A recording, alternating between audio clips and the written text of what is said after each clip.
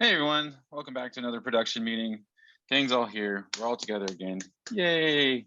How's everybody's Yeah. week? Mine, I'm thinking about it and I was like, dang, I didn't do anything this week. I watched Eternals with 3 out of everybody almost except for Ryan. And then what did I do? I started a new game called Scarlet Nexus. That came out back in like July. I don't know, sometime this summer, late spring, and it's good if you guys have any interest in like Devil May Cry mixed with like an anime.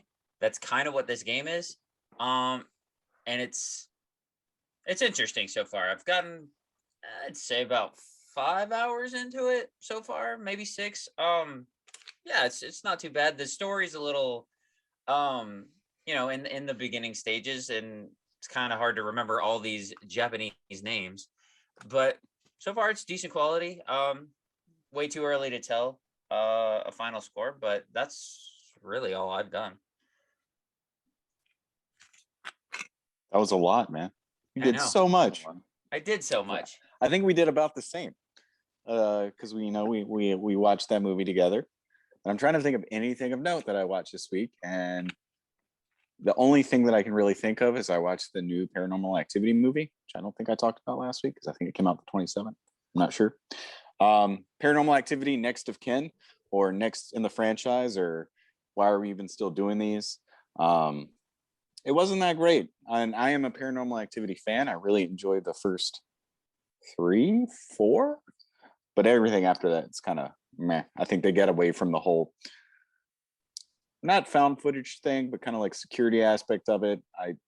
This is more like an exorcism movie than anything, and characters are dumb, settings dumb. It just was not fun to watch. So a good solid, probably 3 out of 10. So if you want to watch a Paranormal Activity movie, if that's your thing, the first 4 are okay. Anything after that, stop. Other than that, just Madden and work. So yeah, that's all. I know it's boring. All right, Ryan, we need you to jog Matt's memory because I'm sure there's other things he did. Oh, that's very, very true. Yeah, I will. Well, I'll try to keep my list a little short. It's actually not as bad as usual. I finished Squid Game. Sorry, my coffee's on the floor, so I don't have it in me. I finished Squid Game. Really great show overall. I gave it an 8. I was really disappointed with the finale. Not to try to deter people from watching it. I think it's definitely worth watching anyway, but the show definitely peaks in the middle. And I thought that there was some lack of resolution, and I'm like, I don't want to be setting up for season 2 in a miniseries that apparently hasn't announced they're going to do season 2 yet. But still pretty good stuff. I watched Night Teeth on Netflix, which came out, I think, 2 weeks ago, last week, whenever Halloween was. That film is not very good, as most Netflix originals that I talk about are. This one was probably better than a lot of the others that I watched. I just really didn't care about it. Like, I could feel the quality increase, and I didn't like Vampires plus Collateral anymore. So I thought the story was a little too convoluted for what could have been a really simple premise. So I gave it a 4 out of 10. It's not the worst watch in the world, but I don't think it's worth watching. I saw Last Night in Soho, so I could probably talk for 30 minutes about that. I'm not going to. And nobody else saw it, so who cares, right? Who cares about content? But that's why you need to talk about it, Ryan, because nobody did. It's great. Go see it, please. It's really original. I loved it. I don't want to give too much away about it at all for, all 20 people that saw it. Or didn't, whatever. Gosh, so great. I loved it. I gave it a 9, and I saw it again the next day. I saw Dune the 3rd time, but I won't talk about that anymore. I watched The Spine of Night on Shudder, which is a epic fantasy animation. It's a little bit like Heavy Metal, but newer, and it's definitely an indie film because the animation is not great. I thought it was perfectly fine. I saw it advertised on Facebook, and I was like, oh, it's a new animated film for adults. Thought it was okay. If you like that style of animation, and you're like, oh yeah, I want to see an epic fantasy, but definitely a hard R. It's an okay watch. Or you could watch Castlevania. So you could probably skip this one, 5 out of 10. And I watched Army of Thieves, the Army of the Dead spinoff, which I didn't even know was out. And that film was actually a nice treat. I went into it with really low expectations, and I had a fun time the entire time. I would recommend it. It's definitely a 6. It's not amazing. It feels better than it is because Army of the Dead is not good. And so Army of Thieves was like, oh, here we go. We're going to go to another one of these. And it just kind of hits the ground running with a really fun heist film, a really fun Zimmer score. The performances are great. I enjoyed the characters. The only biggest complaint I have is that it overstays its welcome by a few minutes. It's like, oh, we're going to end, and then we're going to recap you on what his character does in it's Army of the Dead, right? Yeah. That's not an older. Okay, yeah. And I'm like, yeah, we watched that movie, so we don't need to be watching an entire scene from that movie. But if you take it for just a typical heist movie with some great humor, it's a fun time. 6 out of 10. Cool. I would endorse it. Endorsed. Stamp. Any zombie tigers in this movie? Nope. There are zombies. Oh, well, then it instantly gets a 0. They're ham-fistedly like, oh, gotta remember this is a spinoff, so we're gonna have him having a dream about zombies. And I'm like, just move on. All right. So do you think we'll get a you said they haven't announced a season 2 of Squid Games. Do you think we're gonna get a season 2 of Squid Games, or do you think we're just gonna get American-fied version of Squid Games? Both. I think both. I think Squid Game has become such a popular series that it can't not have a second season, especially the way they leave it, which I think is a real bummer because I don't want more of it. I think it's great as is. And we'll definitely get an American one because Americans are lazy and don't want to read. But the dubbed version is terrible, and I didn't watch any of it dubbed, which is why it took me so long to get through it. I watched the dubbed. Sorry. It is pretty badly dubbed. Yeah. I mean, I'm not judging people who watch it dubbed because it took me like I said, it took me forever to get through it because I couldn't do anything else while I was watching it. Right. Not that I'm endorsing multitasking while watching media either, but I like to put on the dubbed and the subbed at the same time and be like, so that way I kind of have like a medium ground of what they're trying to come across saying. And sometimes I'm like, wait, why did they replace that with that? They're like, I guess they want the words to match up with their mouths more than they want the actual meaning of what they're saying. But then again, I've heard that the sub for that movie is also really bad too. So take what you can get. Though I agree with Ryan. I think because of its popularity on Netflix, it's like one of the highest watched shows on Netflix. Like they'd be stupid not to like make at least another season. But I also do agree with Ryan that like I think that they should have ended it differently. But that's just me. I didn't do anything. I watched My Hero Academia. Oh, you jogged my memory. I caught up completely on that as well. It's because you didn't get any sleep that day. Your body didn't retend in any of it. Because didn't you watch like 3 movies that day? Oh no, I talked about the movie. I'm talking about I caught up on the show. Oh, heard. So I finished season 5, but go ahead, Clint. This is about you. Oh no, I just got to season 3, so I've just been binging My Hero Academia. And you rewatched all of Bebop, right? For the first time. No. I actually finished another show this week, but I got coffee on the case and it's drying, and I want to show off that I have it on DVD, so I'll talk about it next week. I saw this I don't know where. I think I saw it on either YouTube as an ad or Facebook as an ad. There's some type of anime coming out early next year called Belle, where I think it's just basically kind of like a Beauty and the Beast like esque thing. And I'm like, it's interesting looking where this high school girl goes into some type of virtual world for some reason and encounters this monster, and like a journey,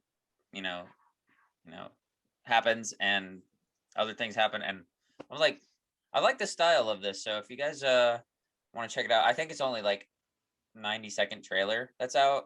It looked interesting. I'm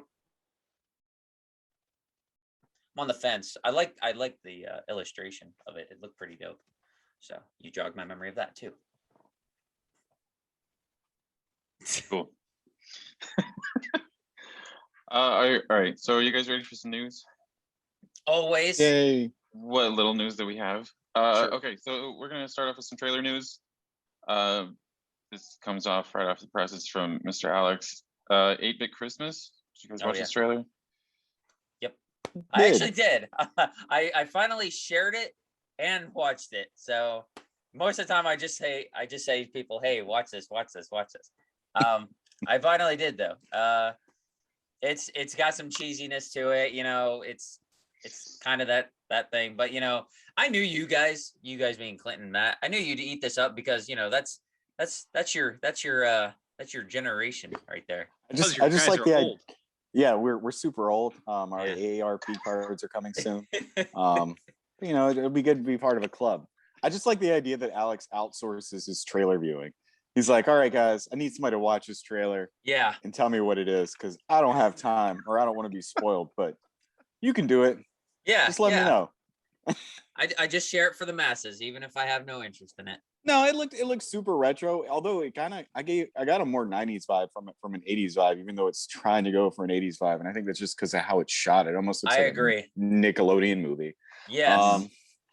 But there's definitely like retro vibes to it. Personally, I can't really relate. I was a little spoilt as a child, and I just had a Nintendo show up to me on like in '89, just kind of like here, and I'm like, what's this? This is awesome. And then, you know, that was my life for the next 5 years, but whatever. So yeah, it looks interesting. I'm sure it'll be family entertaining for whatever that's worth.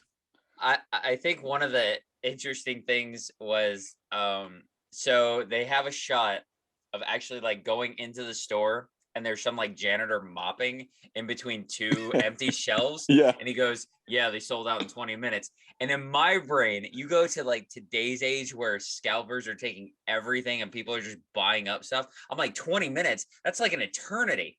I'm like, I wish I had 20 minutes. Yeah, I dug it. Like it was, I remember being that kid, like not really like looking and hunting for like a Nintendo, but like because I got one for Christmas as well. But like I remember being that kid, going over to somebody's house and be like, "You got a Nintendo?"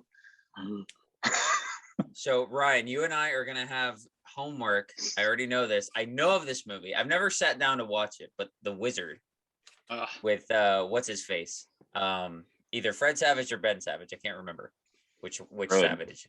Right. Yeah. Actually, I think they're both in it. Yeah, I was about to say both. Both Savages. It stars Fred.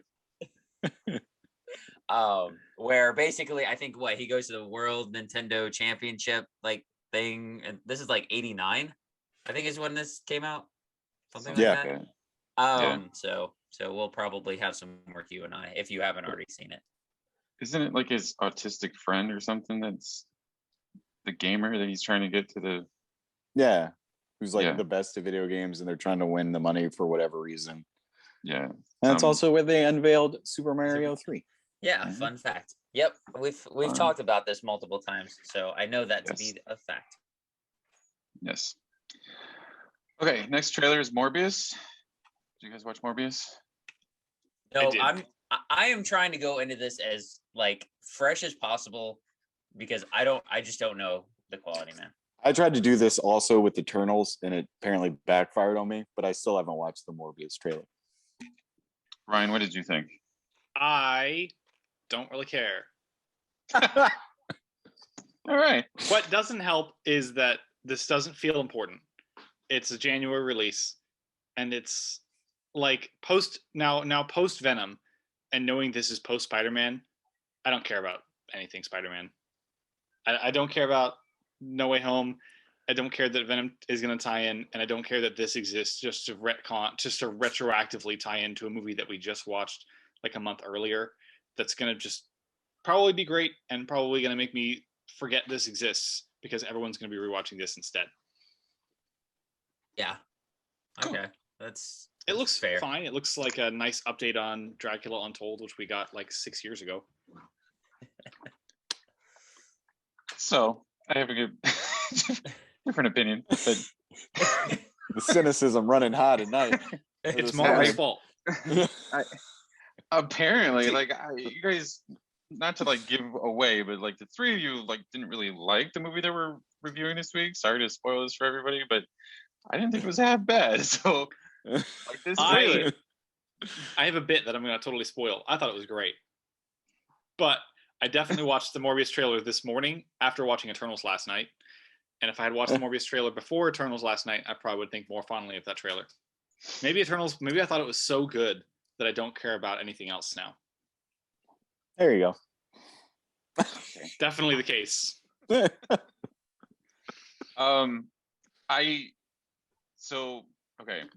I don't like that Morbius is a part of Spider-Man because this is where he kind of like is introduced into like Spider-Man's comic books.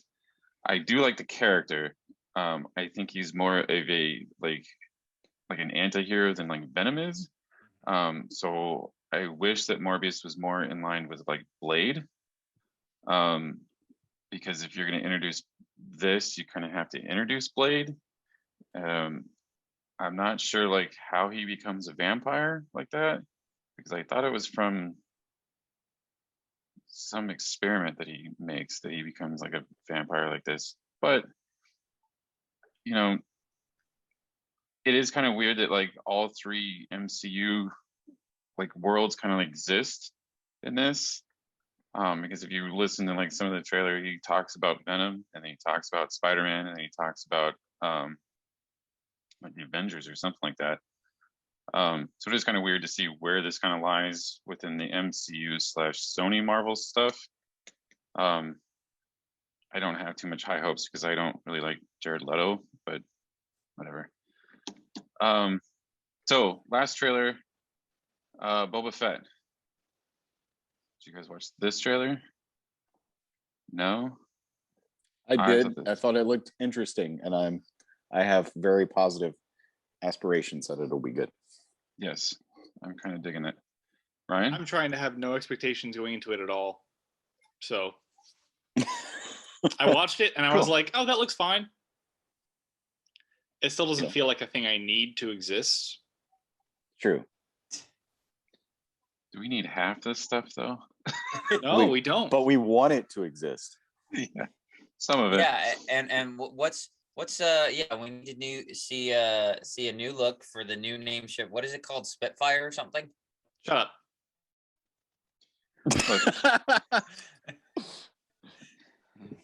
It's Slave One.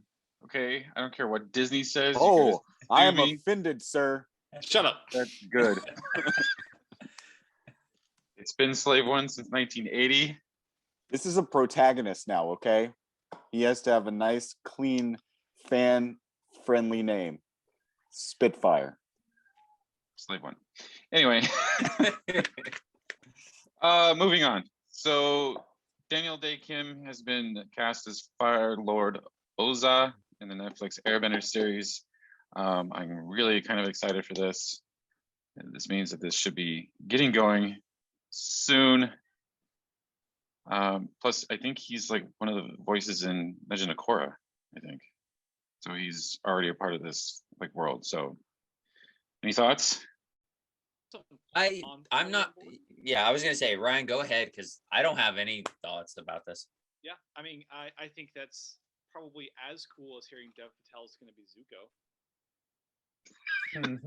No, I'm kidding. I think that's great. I'm on board. Good casting choice. Yeah. He's got a very strong vocal performance too. Yeah. I think that's a good choice. It's definitely a little less. I feel like I'm digging into this probably too much, but like a little less stereotypically menacing, which I think works great for Avatar being an animated series. I'm excited. Cool. As much as I don't want this to exist either. No, I was literally like, I let Ryan talk because I don't know the guy, and I can't say yay or nay to this, so I'm like, I'll just watch it when it comes out. You tell me, oh, that guy's in it, cool. That guy's in it, cool. That guy's in it, cool. And then I'll just watch it. All right. Going along with why. Yeah, these next two are why do we need this? Our famous segment. Why do we need this? Why do we need Boondock Saints 3? I got a hot take that I don't even like Boondock Saints 1. So, let alone I Whoa. didn't need a 2, and I sure as heck don't need a 3. I'm good. I Troy just Duffy's bought gonna it be last upset. weekend, so I'll watch it and let you know. I was gonna say, yeah, I've never seen any of them. Alex, I'll send it to you if I don't like it. Let me just say, let me preface that I don't know if I hate it as much as I think it's like an overrated cult film.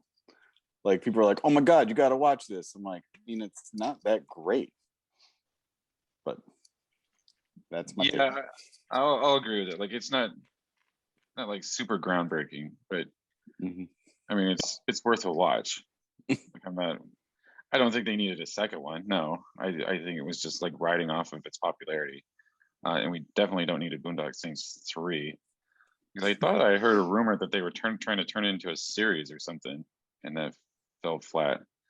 But I mean, Boondock Saints. I mean, it's a 7 for me. Like it's a good movie, but it's not groundbreaking. I wonder if they're gonna. I feel like I know this is the case. When the second one came out, they had a documentary about making the second one or making the first one that came out right around that time. Mm-hmm. That I feel like was kind of critically acclaimed. So I wonder if they're gonna have a documentary this time revolving the process of making this third one. I'm gonna have to look that up. Do that. I will. Next part of why do we need this? Chris Pratt is voicing Garfield in a new animated film. I don't understand why we need this. Like, Did like Chris Pratt just all of a sudden like overnight just bolster his resume by having some undiscovered like animation like work? I'm like, why is Chris Pratt, for the most part, everybody loves him. He's super charismatic. He's just lovable, all this, XYZ.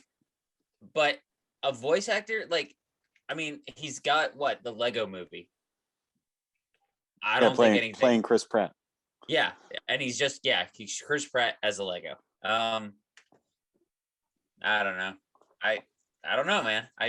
I could see Garfield more than Mario, but I'm biased because I want Mario to be perfect, and I know this is going to be not that. Yeah, I think this would hit a lot differently if the Mario news didn't exist. Like, because in my head, the Garfield thing's a lot easier to sell to me. Like, Yes. I can hear that, and then you just have the Mario news, and you're like, oh, really? There are better options. There's literally an option that would work just fine. But and even more so, just because of the entire casting for Mario, I'm like, it's all kind of questionable, except maybe Charlie Day as Luigi.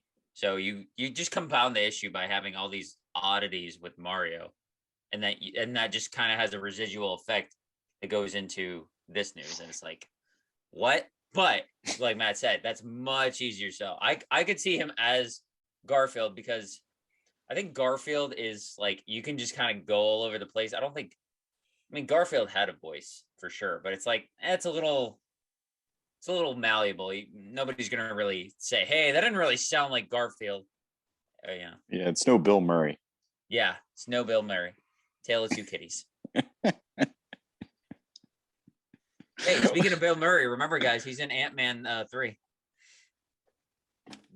I just wanted to throw that back out there because that was weird. That was weird. All right. So Taika Waititi is going to be directing the Tower of Terror movie. Remember, starring newly apologized, or whatever you want to call it, was Scarlett Johansson. I guess they made up. Yay! This seems I like don't a know. weird choice. I agree. Yeah, I agree. Taika Waititi, for me personally, did he direct Jojo Rabbit, or was he Yes. just in it? Okay. No, he directed it and wrote it. More often than not, I've not been the biggest fan of his direction. But I'm probably going at some point to see this because this is, whenever that comes out, that'll be our review of the week. I'm like 45% not crazy about that to 65%, or the other way around. 65% not crazy about this to 45 going, or 35 going. It's whatever. We'll see what happens. Okay. So the last bit of news is I just wanted to kind of like see your guys' opinions on IGN's best horror movies of the last decade or something. Mm-hmm. Best horror. So just gonna run down this list if it's gonna let me. So we have His House, number 9. The Descent at number 8. It Follows at number 7. 6 is 28 Days Later. Wait, what? The Descent? That came out within the past 10 years? It says modern horror movies. Okay, I was about to say, thought that came out in like 2005. The Witch is at number 5. The Babadook is at number 4. Let the Right One In at number 3. Yeah, because I think the Let the Right One In was in like 2005, wasn't it? Yeah. It was a while ago. Hereditary is number 2, and number 1 is Get Out. So, opinions. Do you like the They list? are all films I thoroughly enjoy. And I can't off the top of my head think of anything to replace them with.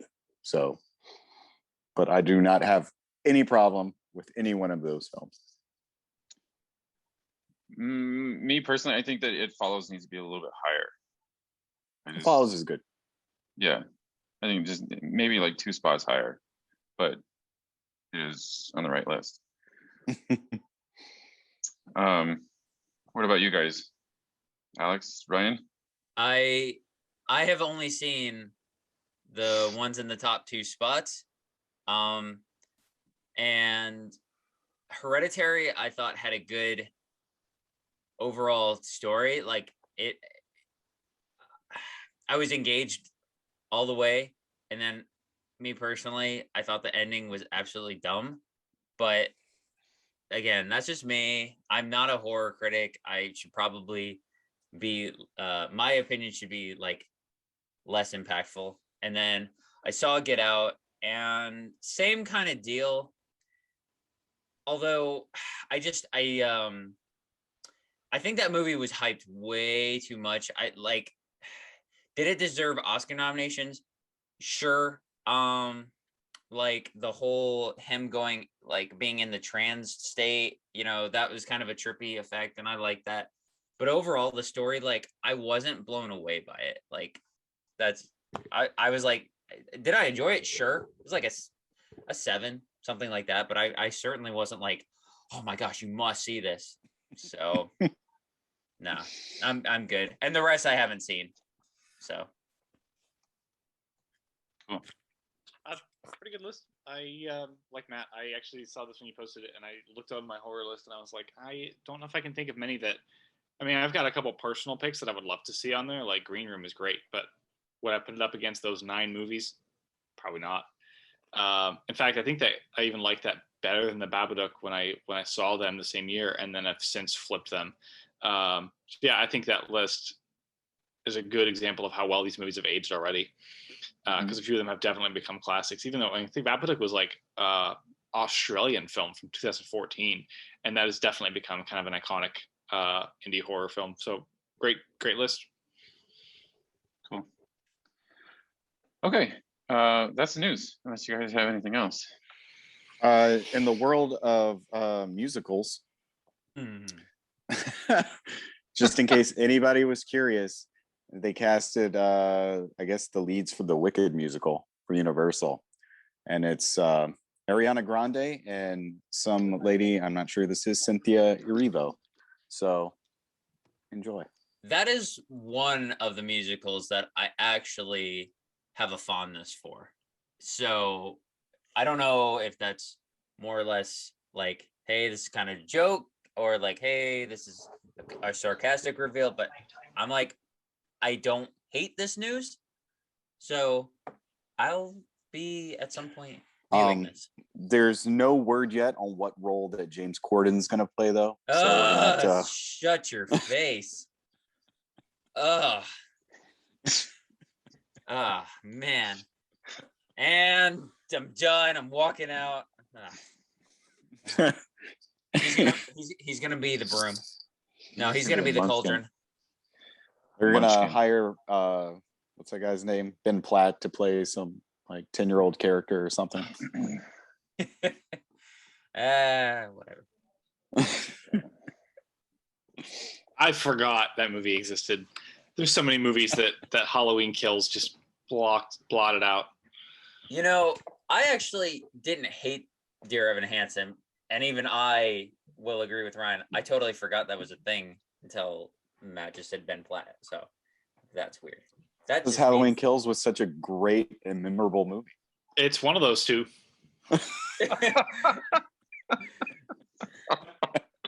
I'll take memorable, man. I'll take it. Okay. It's definitely memorable. All right. Since that's all the news, I assume. All the news. Let's get into our review this week. We are reviewing Marvel Studios' Eternals. It's directed by Chloé Zhao. Has a laundry list of cast members in this movie. So Eternals have been sent to Earth to protect us, to evolve the human race thousands of years ago, and they are only here to protect us against deviants. That's why they have not helped the Avengers against Thanos and many other plagues that have happened against humanity. Now something is happening where the deviants are back and the Eternals need to jump into action mode. I'm going to start off because I feel like I'm going to start off with positivity. Go ahead, Ryan. I'll lead if you want me to be more positive, and then I'll transition. I just have a question. Yes. So I thought this movie was great. Like, it's interesting. I love where it's going. When does it come out, though? Because I know like this is kind of a test screening, and they've still got to improve like visual effects, color, editing, and stuff like that. Like, is it like when is it scheduled for wide release? Like a couple months? Yes. Okay. Yes. Then continue. 45 days, and then it'll be on Disney Plus. Can't wait. It's gonna be great. We're gonna do a full review then, right? Hopefully. Hopefully we'll get an assembled documentary for this. Look, I positively, I didn't think the cast was horrible. Was it a little cheesy at points? Yes, it was.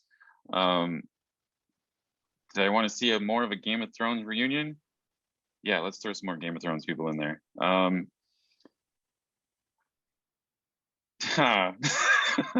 Look, I gave this a 6.5. I think, to be honest with you, I didn't think it was horrible. I didn't think it was bad.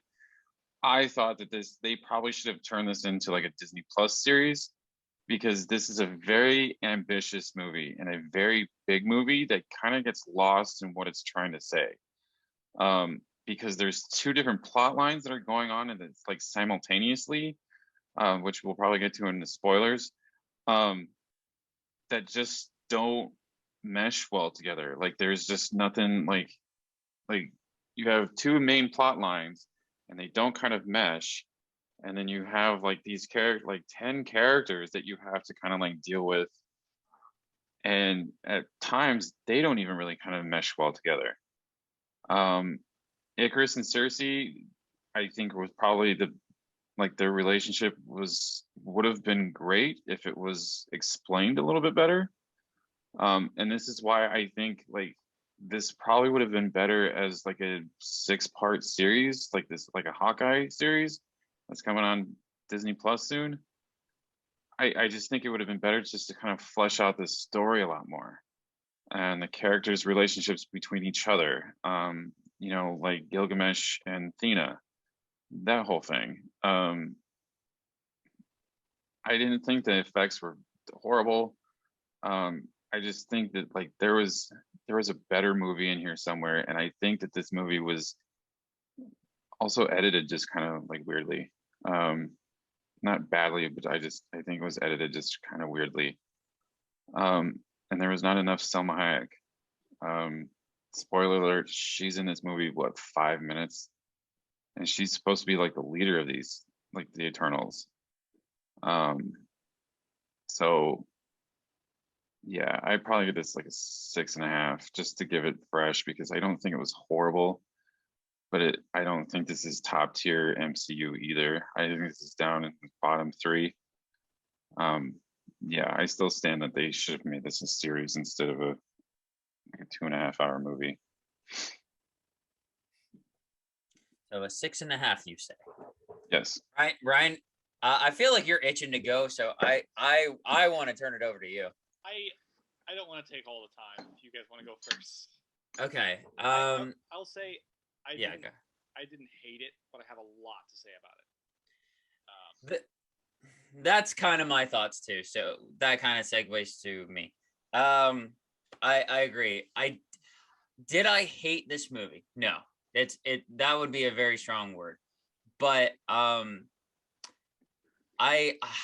this plot line, at least in my opinion, and it kind of goes with what Clint was saying, is they were trying to do simultaneous lines of story, and it just kind of gets muddled, and it's just kind of messy, and the delivery is kind of weird, and they don't know kind of where their focus was supposed to lie.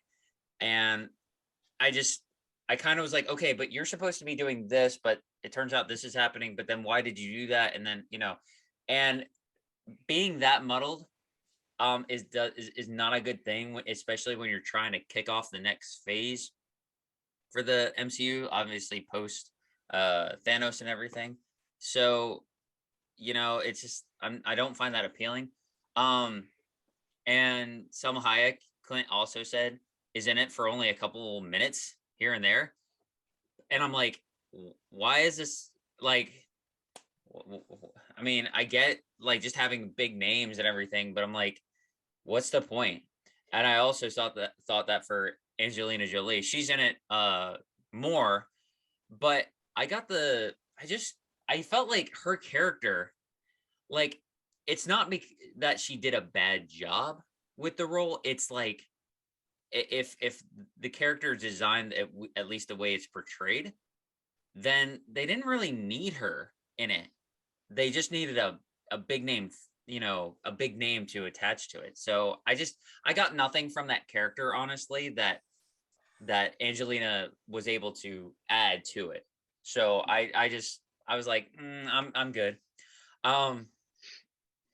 I liked, Ryan had mentioned the score. I didn't think about it when I was watching it again, because I'm not, classically trained like this.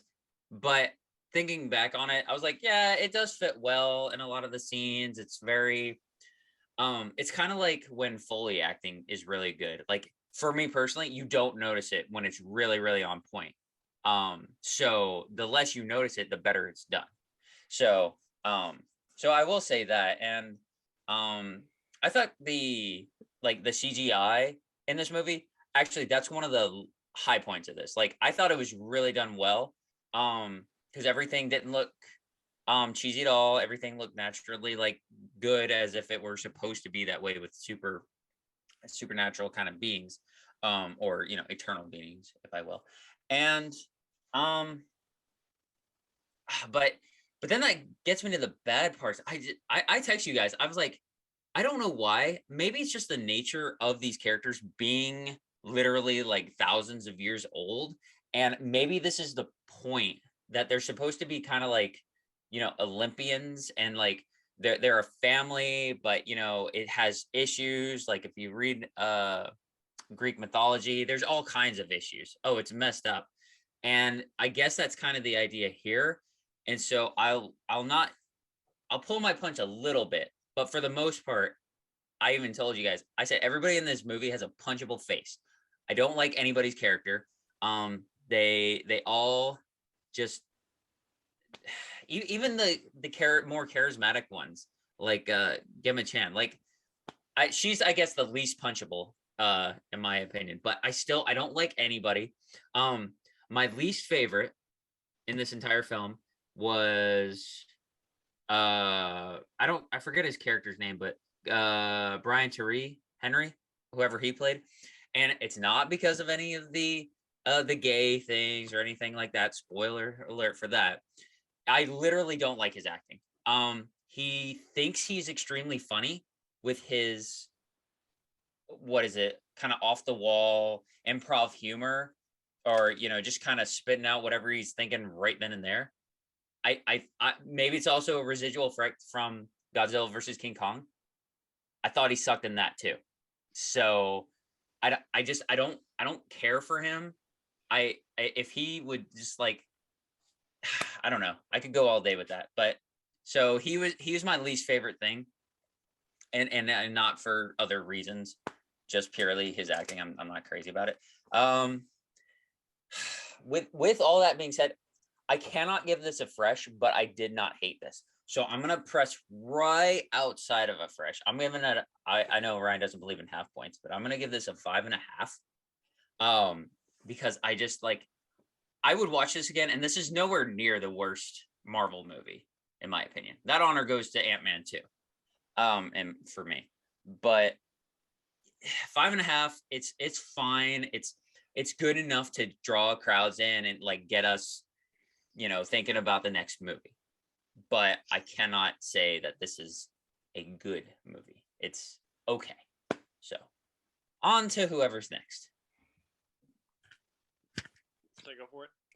Go for it. There wasn't much I liked about this movie at all. And to put that in an analogy, and I'm trying to remember the exact foods because I have to do my food analogies. There was like a couple of weeks ago, we made like a shrimp meal, and it wasn't like your typical shrimp meal. It was shrimp, and it was going with something else.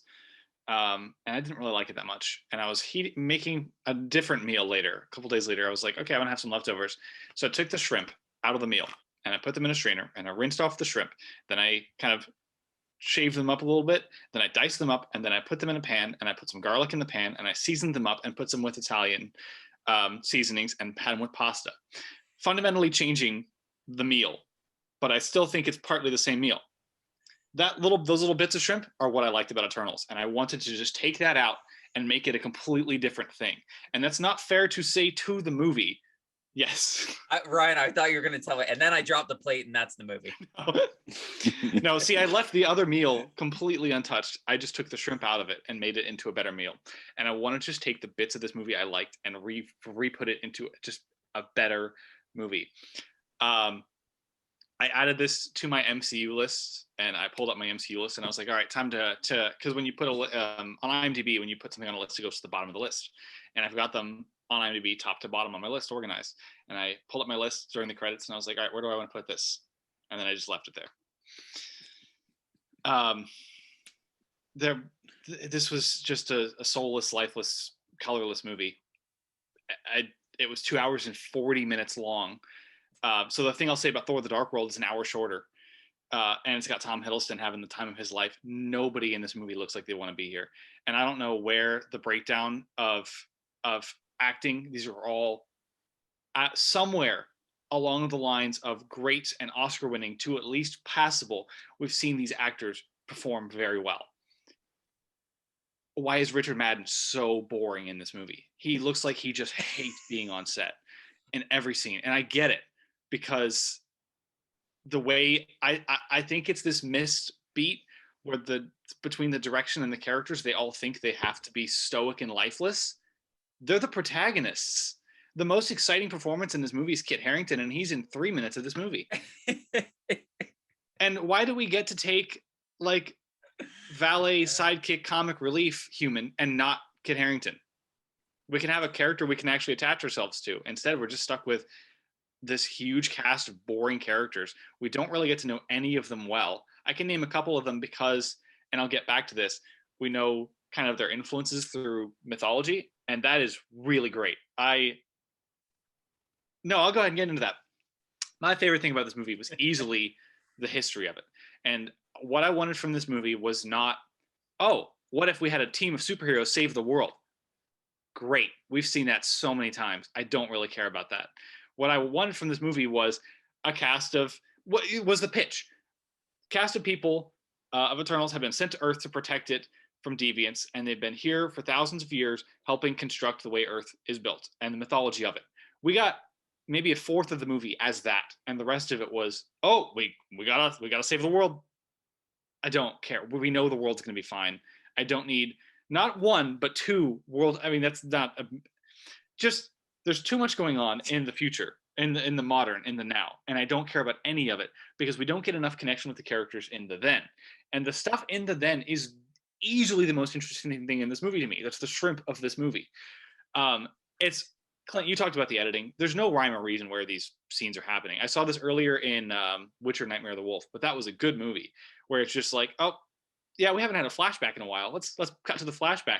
There are good moments to put these flashbacks in. And there's this one scene where they're like, we got to get everybody together. And they start doing that. And then they cut to, I won't give away too much for anybody who needs to go see this for some reason, but the scene where they all break up.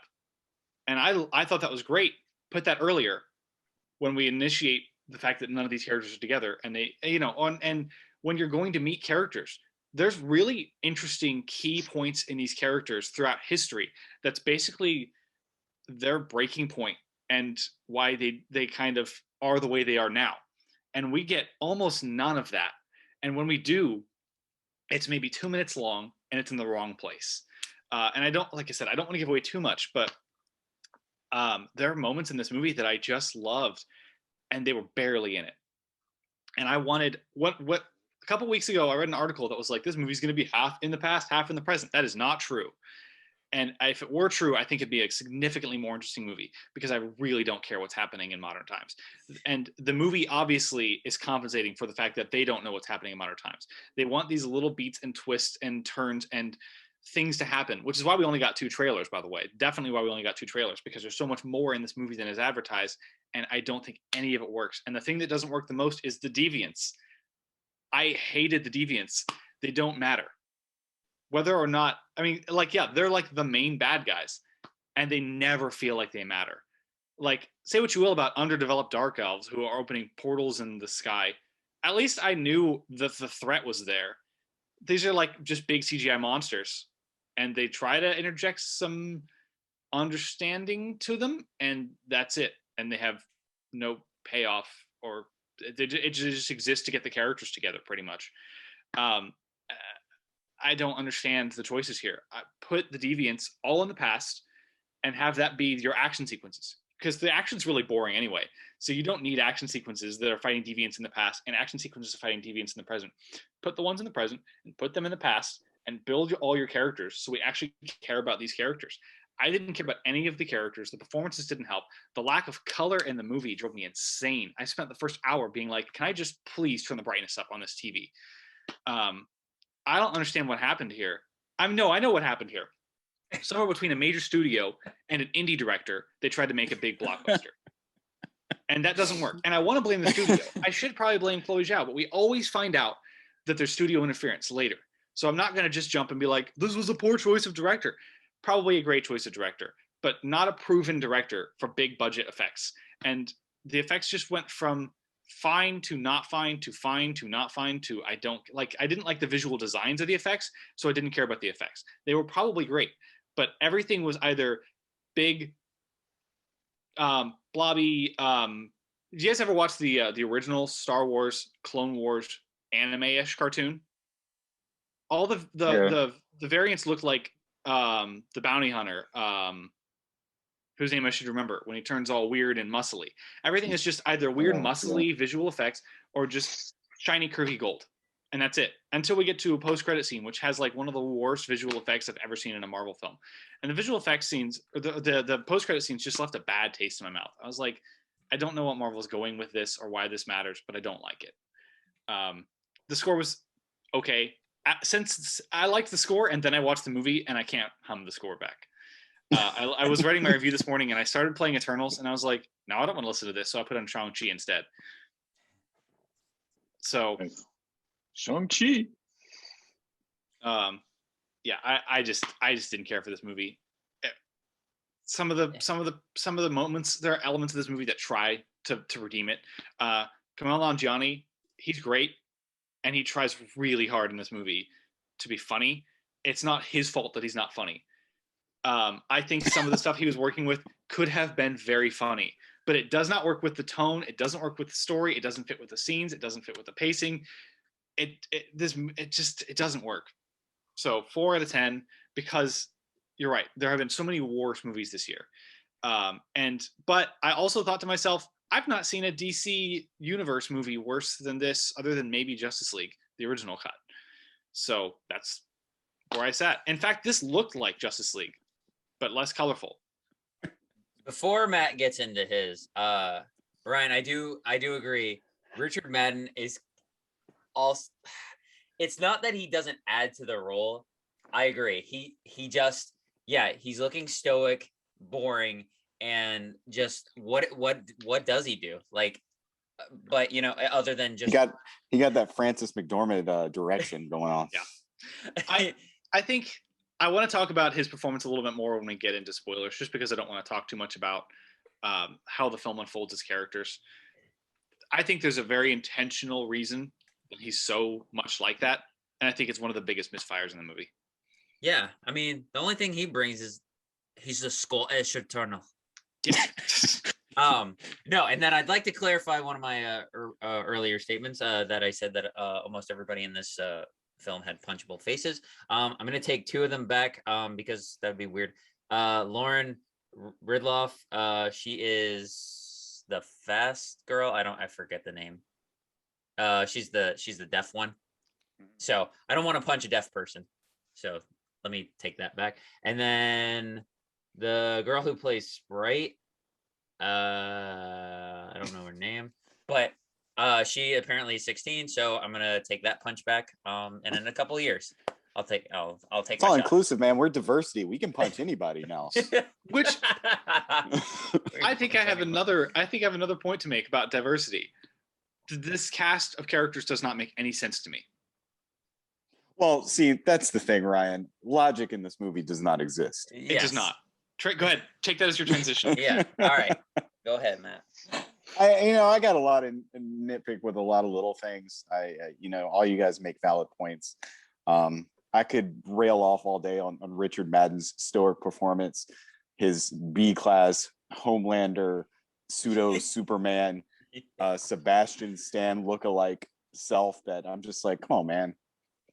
All you're going to do is fly around and spam your laser eyes all the movie? That's literally all you do. And you don't do anything else except look there and brood, because we can't say something that's supposed to have happened earlier in this movie throughout the rest of this movie. You just have to sit here and brood, and that's it. And we have to wait 2 hours. Keep in mind, 2 hours and 40 minutes. I didn't realize this movie was so short. It felt like 5. Yeah. That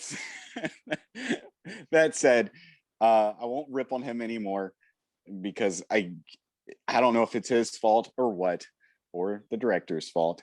But there are a few glimmers of like positivity in here. I love Don Lee. He's one of my favorite people, and I loved him in Train to Busan.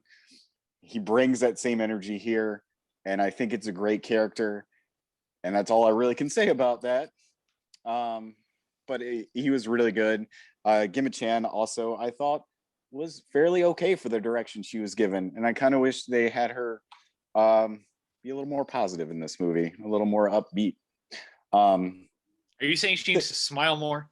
Yeah, she needs to smile Everyone more. does. Yeah, the only person smiling in this movie is Kamel for whatever reason. I guess because he's gone and made a successful life for himself, which none of these other people have tried to do. It's between the logic of all these people having different accents, between the logic of that's bugging me of this girl, this deaf Eternal, like why? Why? Like literally the logic of this makes no sense. Between the logic that we're having this Earth, ending event and nobody on Earth is showing up. I mean, do the Avengers or the rest of the superheroes on the planet really care if anything's happening? Are they taking a vacation? Or does Doctor Strange know that, hey, the Eternals are here? Does he even know the Eternals are there? I mean, it's Doctor Strange. Who knows? Between the eye in the sky, if you will, the person who sent the Eternals to Earth not being able to like have more control, if you will, it just doesn't make any sense. Between the deviants showing up at the end, you know, they were all supposed to be dead, but guess what? They aren't. It doesn't make any sense.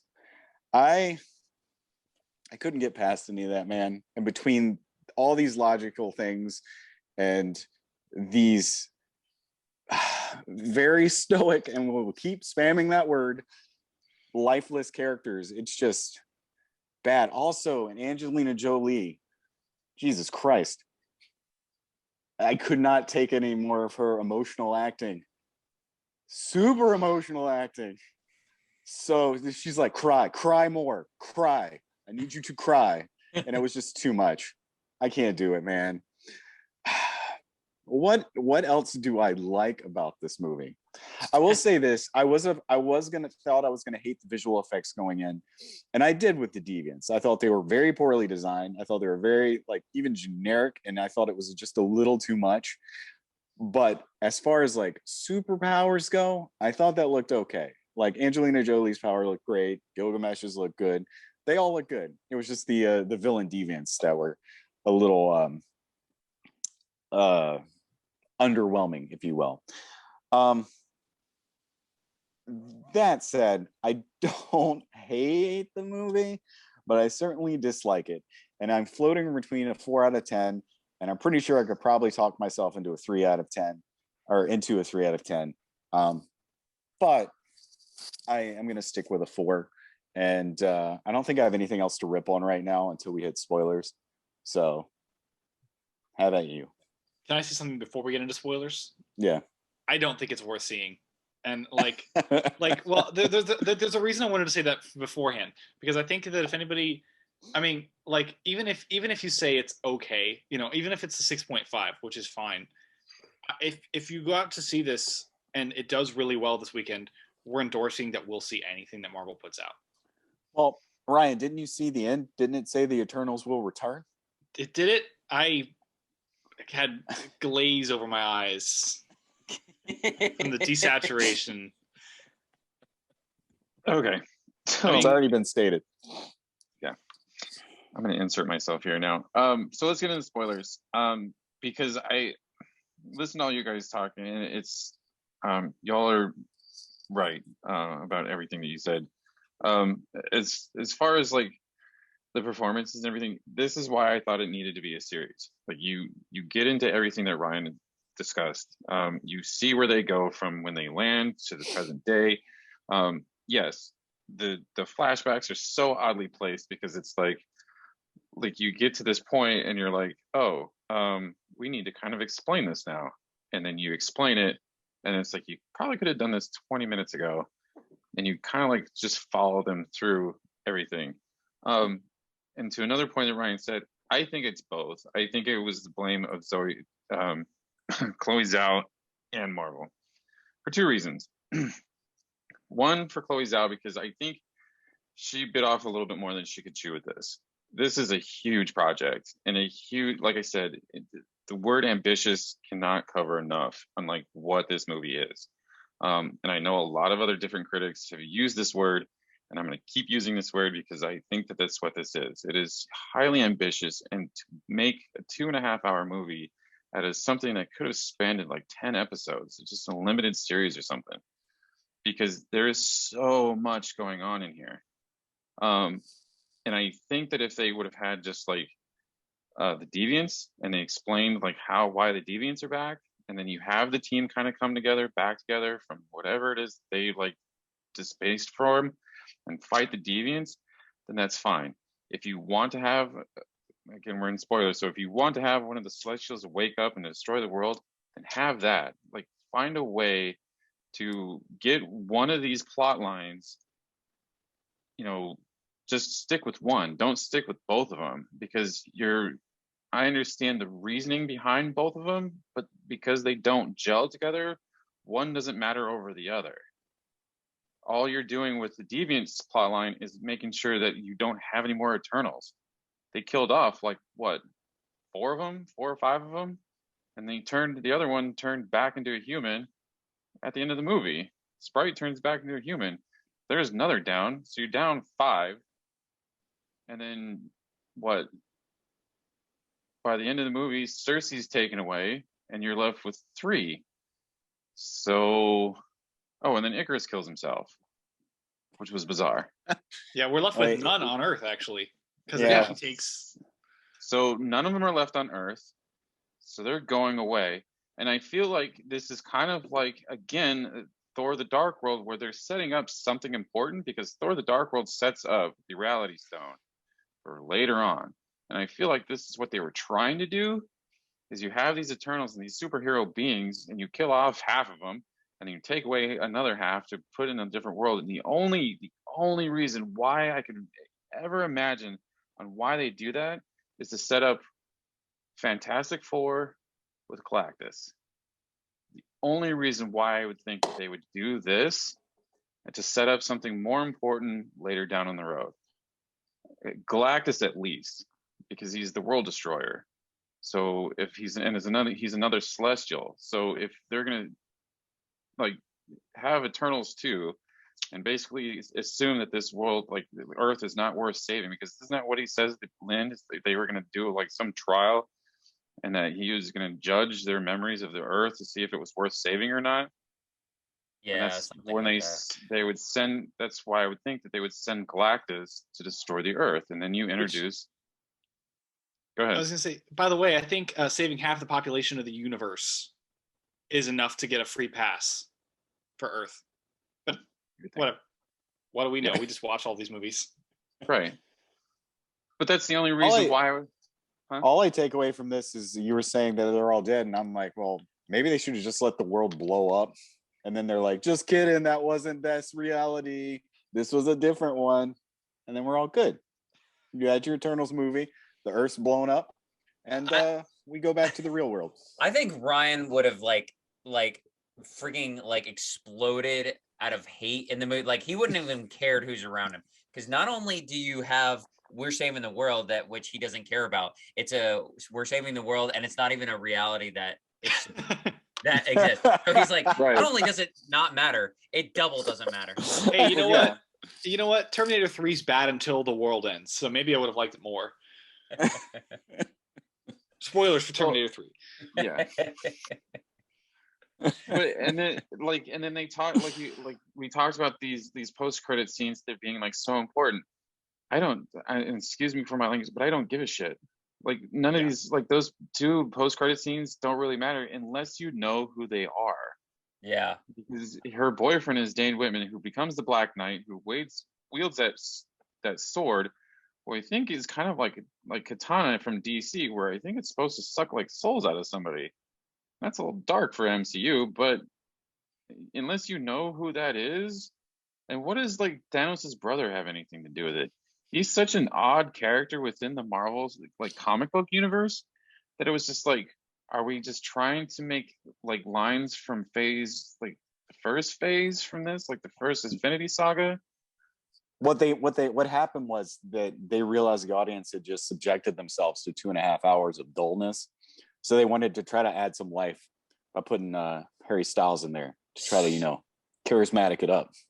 I think Harry Styles was just in the vicinity of the shoot, and they were like, hey, you know what? We're going to do this at the end, and we're going to throw you in. Yeah, hey, you want to be Star Fox? Yeah. Oh, no. You're not going to be in a spaceship for Nintendo. No. It's the other one. Stupid. Yeah, like I just don't understand like why they put those 2 in there. Like I don't, like I said, he's such an obscure character that you have to like deep dive into like the cosmic area of the cinema, like the comic book universe, to even know who this is and why he even matters. So that's my rant. Also, since we're in spoilers, if you're saying like, all right, you killed off all the Eternals and then you pulled the 3 off, it was under my understanding that, and I can't remember the main, I don't know if he's a bad guy or the person who sent them there.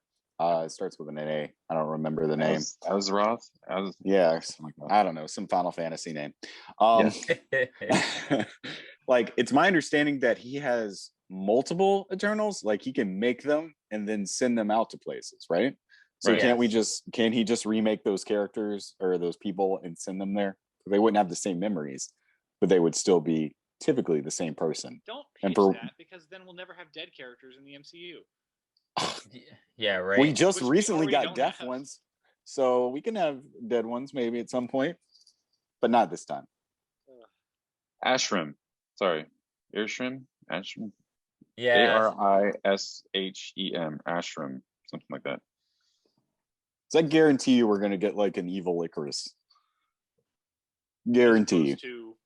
opposed to Morally gray Icarus. Morally gray. So I wouldn't mind getting into that a little bit. So the Icarus twist,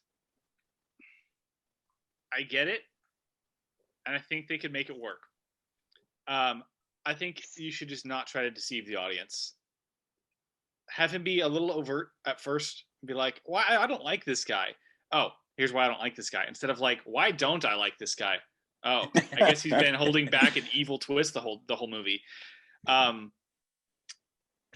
I can see this working where there's this world-ending thing, and you get this moral dilemma, which isn't really a dilemma at all because we know how it's going to end, but whatever. So we have this moral dilemma, where like, you know, you have to try to kill the Celestial or not, basically, that's waking up, and he's like, "Well, I want to because I just want to go home," and I get that. I could see that working.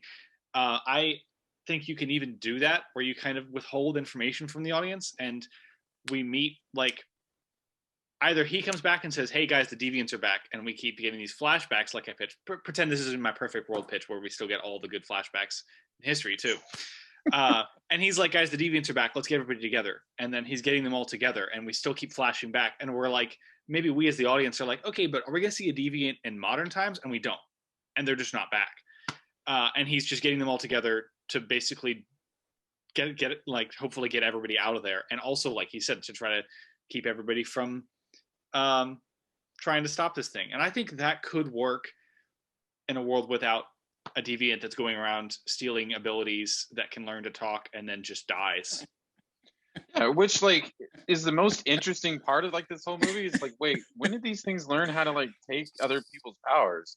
Yeah. Like, let's focus on this. This was probably the first deviant to show up, and it had gotten frozen in the ice since the very beginning, and since the ice was thawing due to the emergence or whatever, it just finally got released, and they had just never seen this one before. AKA global warming. Yeah. So I remember us talking about the ending like right after, and we were like, "What? Wow, shoot, what's his name? Kumail. Yeah, he's like, I'm not gonna be a part of this, and then he doesn't. And then he's not, and he just goes. He's like, I'm gonna go back to being in movies. In the movie. And then at the end, she's like, "Maybe we shouldn't have done this," and he's like, "Yeah, maybe we shouldn't have." And I'm like, "You didn't."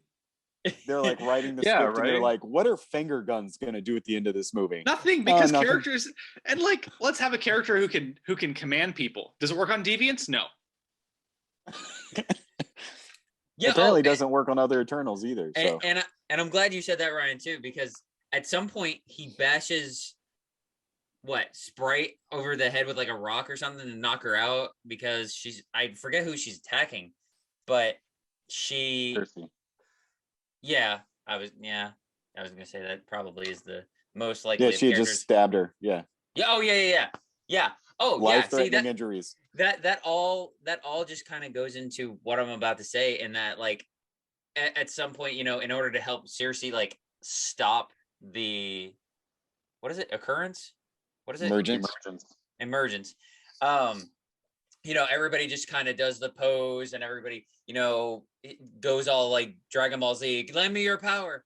And then, but nobody ever is like, hey, you know what? You just bashed me on the head. I'm not going to do this thing. Or, hey, you just stabbed me. I'm not going to do this thing. Like, we all just literally forget. Like, we all were just like, essentially like killing each other right now. And then, bam. Yeah. And then Richard Madsen, like, he's like, I got to carry out my duty because I'm loyal to this guy. And then he ends up helping, and then they stop it and everything. And then he's all like, bye. And then just friggin' yeets himself into the sun, which because Icarus. And I didn't even think about that because I'm not even focusing on his name. And I'm just like, that is cheese in and of itself. And I just, what that was the thing I had the most issue with. This ending sucked. This ending was terrible. And it felt anticlimactic. And I'm talking myself. I'm taking a half point away. I think that's being gracious.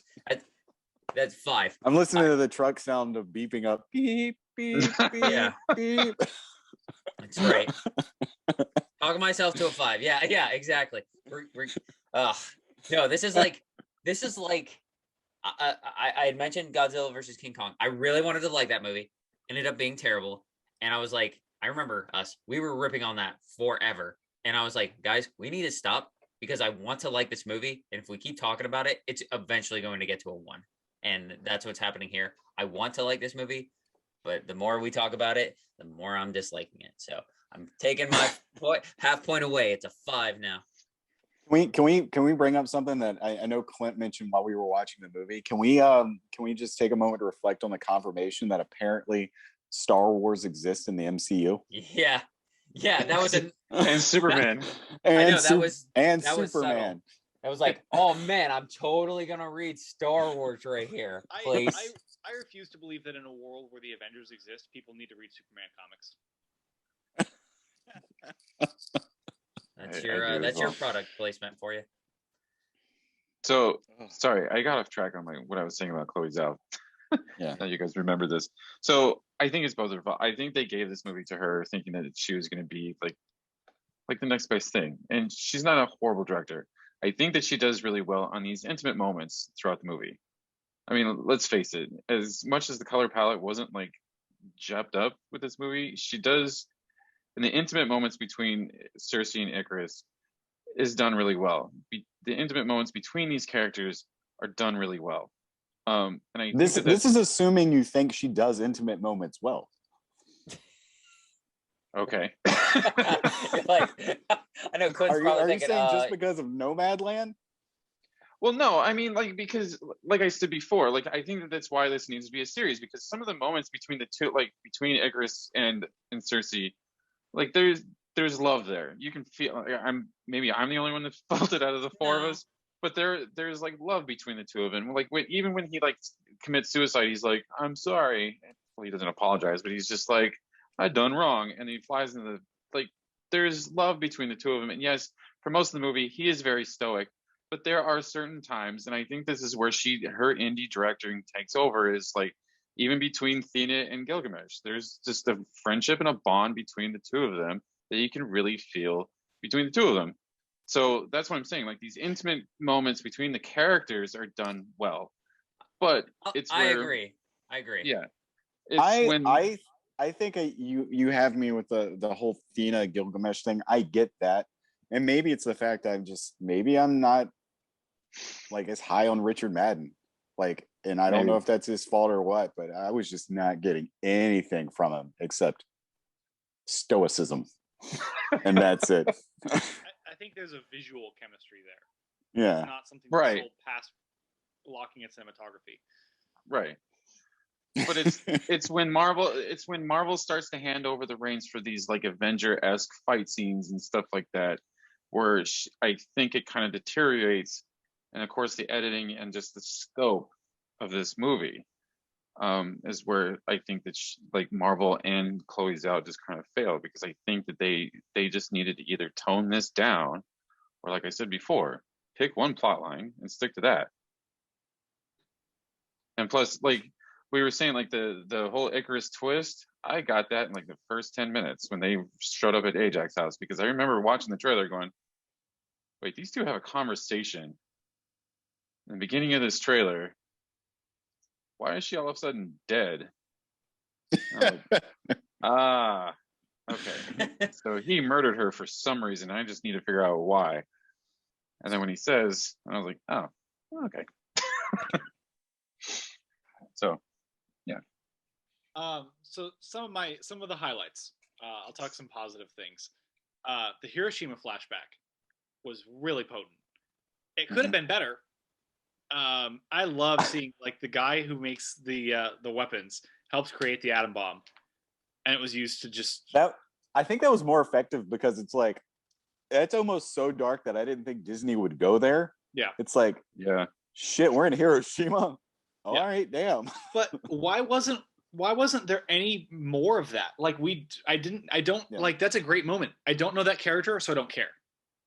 But if we had a structure that like had him maybe put some of his scenes in order, we meet the character, we learn about him, and like you said, it's 10 episode structure actually is sounding really perfect for this, because you can have a good 45 minutes dedicated to this character, and we can learn. I loved the scene where he's trying to invent technology that they can't use yet was great, and he invents a plow for them instead, and seeing that progress to the fact that he's trying to help and creates this atom bomb and he gives up. I love that. And the same for the scene with the fall of Tenochtitlan with the guy who can control people. And I really liked the end credit scene, the credits themselves, and seeing like the different inspirations they're from. And he's got like this Aztec god that's become inspired from him basically. I want more of that. That sounded really interesting to me. But he's like, oh, I can't control people, so I can't make this better, so I quit. And also I'm going to do nothing for the rest of the film. Like he peaks in the flashback. And why not use Athena more? We're like, yeah, she inspired Athena. Can we see any of that? Nope. Okay. No, she's just gonna go spaz out from being, having memory loss or something like that, and then that's all you get. Yeah. It's just all this stuff is so conceptually fascinating, and they barely get into it. Mm-hmm. Instead, we've just got to have 3 sets of villains.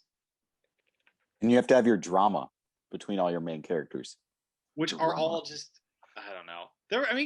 I wanted more of, this obviously is a little bit less ancient history and more like Bollywood history. But I love the fact that he's like, no, I'm not this actor. This was my great-grandfather. I thought that sequence was really funny. I enjoyed it. And I wanted more of that character. And then he doesn't contribute. I love takes his ball and goes home. I would have loved to see like him discover Bollywood. His chauffeur. He's like, this is what I love now. I don't care about anything else I've done in history. I want to be in Bollywood for the rest of my life. That's great. I want to know why he's not sick of it. But nope. With that, Ryan, I understand. So his I don't know who the other guy was. Like, was he supposed to be the director of the Bollywood, or was he just like chauffeur? It was just valet. Okay. Valet. Okay. So I get that they were trying to do they did this in a very recent movie that we did too, where some type of sidekick-ish. Oh yeah, role. I had that same thought, and I was trying to remember what it was too. And now it's bugging me. So I thought it was going to be better. Yeah, I know. I know we've had that recent. I'll have to dig through our previous reviews, but I don't know. They just kept trying to make that like it. I didn't leave. It didn't leave a bad taste in my mouth, but I just was like, okay, what are you doing? You've run that gag a couple times. You're good. Where they try to make him like, just throw a one-liner like, oh man, that was a really good shot. I got it, guys. And when obviously some dramatic, action is going on, and he's like, yeah, I got the shot. Thanks, guys. I'm like, okay, stop. We get that. You can only provide the joke so many times before I throw something at the screen. I thought it would have worked better if because he even makes that joke where he's like, I've directed some stuff too. And I'm like, I thought it would have worked better if he was trying to direct this documentary and like he would just carrying around the camera so we could have something to do the whole movie. Right. I know. Or wearing a GoPro. Yeah. Oh my gosh. That's great. Right, wearing a GoPro. He's wearing his GoPro during his action sequences. Yeah. That's really funny, and the movie isn't. Oh well. Also, shout out to they did that scene with the table where he breaks the table, which I saw maybe 45 times before this movie, and one person in the theater laughed at it, and I'm like, well, somebody doesn't watch every trailer. That's funny. Just the idea of that. Just a dead quiet. The person was like, ha! Just a single like, just a ha. See, that is funnier than the thing itself. Yeah. That's hilarious. So they're all emotionless robots. Mm-hmm. Why aren't they all Middle Eastern? They're trying to blend in, right? And that's another thing we talked about. Like, I mean, it's for the sake of having diversity. We understand. None of us are dumb where we don't get that. But as far as continuity and reason, none of that makes sense. Having a deaf person as an Eternal doesn't make sense. Where's the blind person? Yeah. I mean, want a child. Where's the one in the wheelchair? I need one in a wheelchair. Yeah. I mean, we're not advocating that deaf people cannot be in movies. That's not the thing. But if what you're going for is these like superhuman beings who like essentially are like perfect and they have like different powers and they're supposed to be like, like upper echelon of people, it doesn't make sense. And or just make them all deaf. Yeah, like I appreciate the movie doesn't use it as a handicap. Like it doesn't ever impair anything whatsoever. No, but that's still a choice that had to be made within the context of the movie. Right. And then like people's accents, I've made fun of it a couple times. It's like, what? Like, I guess we were just kind of joking that like they've existed and they have people evolve and they, go to this place, and they kind of hear an accent that they like and they're like, you know what? I'm gonna do that from now on. That's my thing.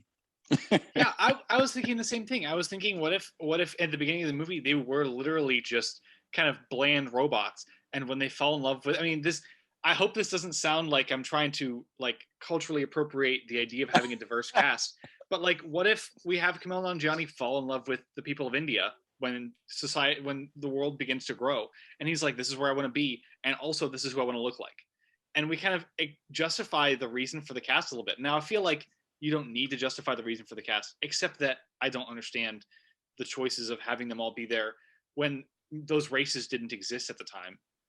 Yeah.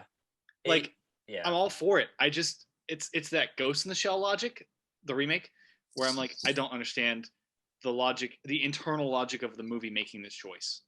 Yeah, they should have just brought a purple one too. Why are they all like why are they all earth colors? Yeah. We needed a Vision version.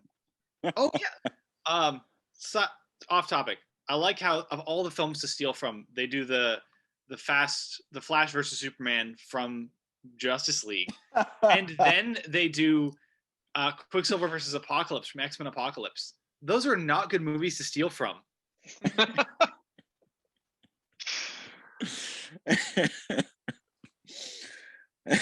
They gave Chloe some superhero movies to watch before she directed this. That's apparently what they gave her.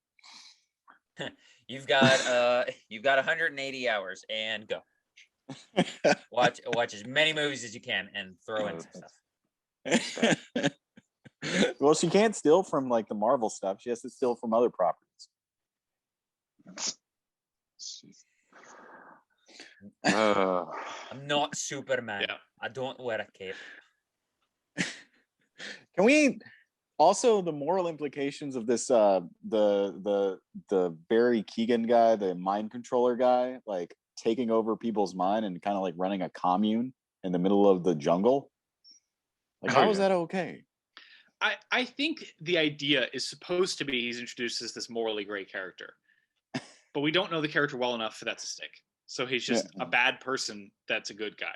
That's the case with everybody. You only get a taste of kind of what everybody's about. That's like, they don't dive. And then that goes into Clint's idea of it should be a series. Like, there's too much to cover and it's too ambitious. Like, you cannot, I know it's 2.5 hours long, but that's still like, you have what? How many Eternals are there? Like, there's like 10 of them.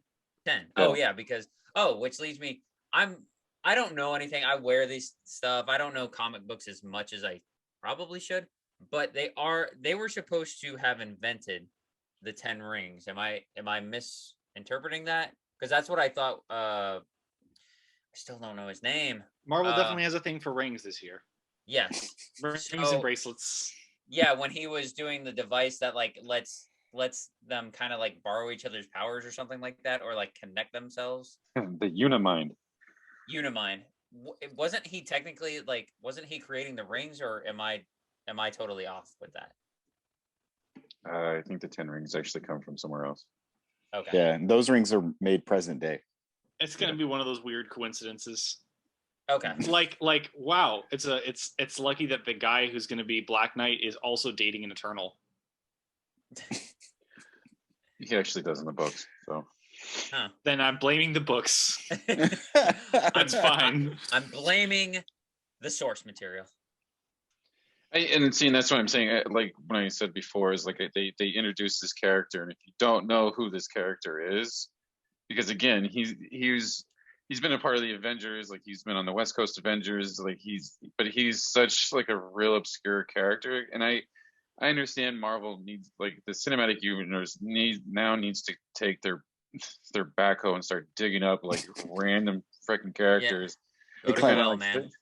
Clint, is there a rivalry between the West Coast Avengers and the East Coast Avengers? As much as you think. But like he's been everywhere, but if you don't, like, he's an obscure character and he's not a very popular character, and like right now, like I said, with Marvel just digging up like random characters, you kind of have to give him more of a little backstory than like a minute and a half in credit scene. So I think having I think Kit Harington's a big enough name, especially with, I mean, his claim to fame is Game of Thrones. Having him in and be that character, I think he should have been. They should have had somebody else for that, and he should have had a bigger role as maybe just a regular, non-powered person. Like, so then he could have gotten his screen time for sure. So then he's feeling like, he's getting his money's worth. And then have somebody else who's not as big a name that doesn't like, because Kit Harington, like, he's only in it for 3 minutes, so something's gonna happen. Like, I didn't know if it was gonna be a throwaway line or not at the end, where he's like, "Yeah, my family history is kind of complicated," and then nothing happens, and then we're like, okay, end credit scene. I'm like, well, okay, that's cool. I totally didn't see that he was coming back to have something, because he's only had not even 5 minutes of screen time. So I think he should have been recasted as some just regular person, but has a lot of screen time and is pivotal to the plot. But yeah, that part needed to be recast. That's just me. So, all right, are we done with this movie? yes, let's wash our hands of it. More ways than one, sir. All right. So next week we're gonna take a break, because there's the way that we're doing these movies now. We're kind of doing it on a Friday after the movie comes out, or Thursday. Friday. Confused. Yeah. Anyway, we're doing these a week early, and now our movies. The next week's movie is Red Notice, that we won't be able to get to before we start to record all this. So we're going to take a break, and probably, crossing fingers, we'll do the following week on the 19th of Ghostbusters and Red Notice. Probably more Ghostbusters than Red Notice, hopefully. So, you guys got anything else before we go? No? Nope. All right. Well, just like I said before, if you'd rather take us on the go, please listen to our audio versions on Apple Podcasts, Amazon Music, and Spotify. Thank you, everyone, for watching and listening. Please give us a like, subscribe to our channel, and leave us a comment. We like hearing from everybody. So since we don't have anything else, this meeting is adjourned. Bye, guys.